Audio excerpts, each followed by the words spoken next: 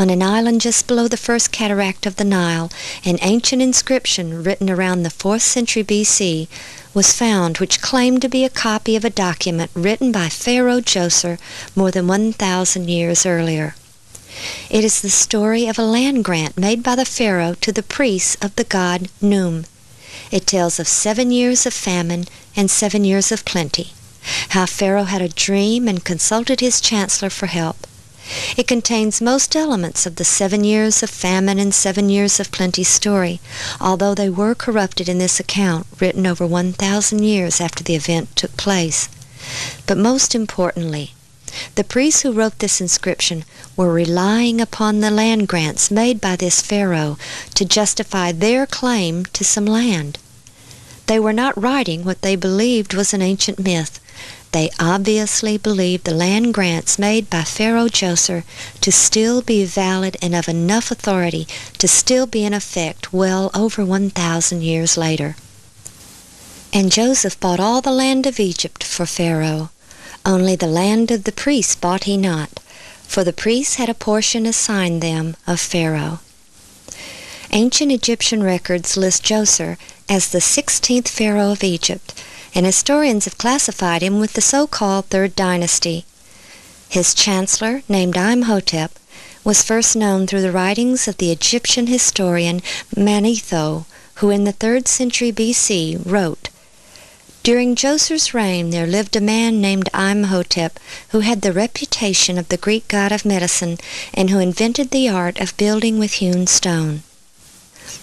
The legends attributed to Imhotep were so incredible that he was considered to be mythical until this century, when excavations at Djoser's pyramid complex revealed the base of a statue with the name Djoser on it and the name Imhotep, with his long list of titles, one of which was Chief under the King, a title which first appears with Imhotep and also was first bestowed upon Joseph.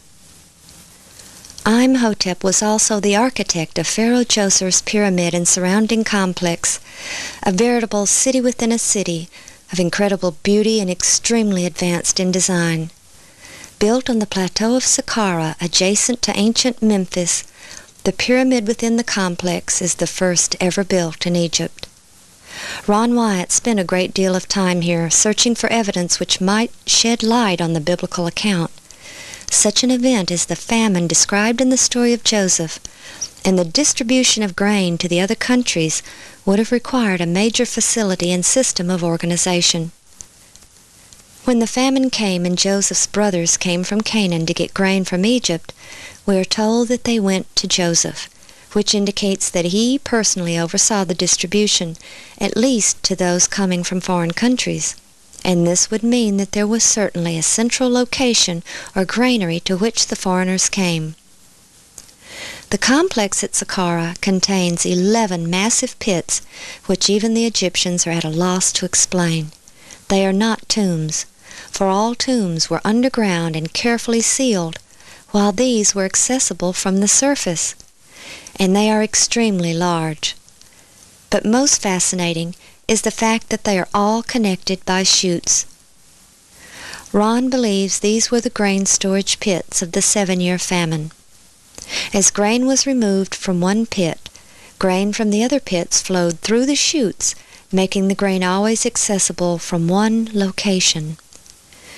These are within the wall of the step pyramid complex, which has only one entrance, and it opens to a long covered passageway with small cubicles on each side, each just the right size for a person to sit with perhaps a small table.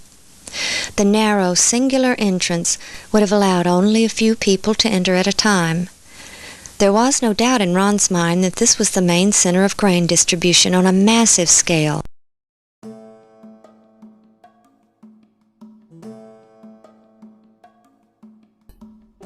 As people arrived to get their grain, they lined up to enter the long corridor. Inside, they paid one of the cashiers in one of the cubicles for the grain. After payment was made, perhaps they were given a sack for grain which reflected the amount of their payment. Then they proceeded through the corridor straight to the area of the grain bins.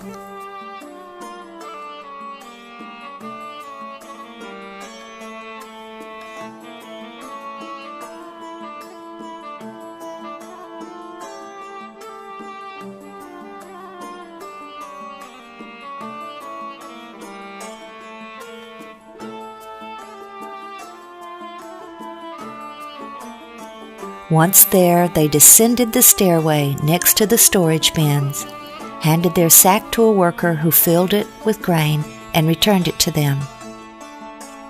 Then they exited through a small door on the lower level, which led to the outside of the complex. When the pits were first excavated, bits of grain still remained in them. During the 7-year famine, Egypt gained great wealth and prominence among the nations through the selling of the grain. The Egyptians who lived in their cities along the Nile had little to do during the famine, since they had a 7-year supply of grain to rely on, and were able to devote their time to the building projects of the pharaoh, not as slaves, but as grateful subjects. The family of Jacob, who lived in the delta, separate from the native population, prospered and grew, exempt from the 1/5 taxation levied on the native population. From the time Jacob's family came to Egypt until the birth of Moses, many pharaohs had come and gone, many ruling contemporaneously with others in different regions. But until now, all recognized the rights granted to the people of Israel to live in the land of Ramses. But that was about to change.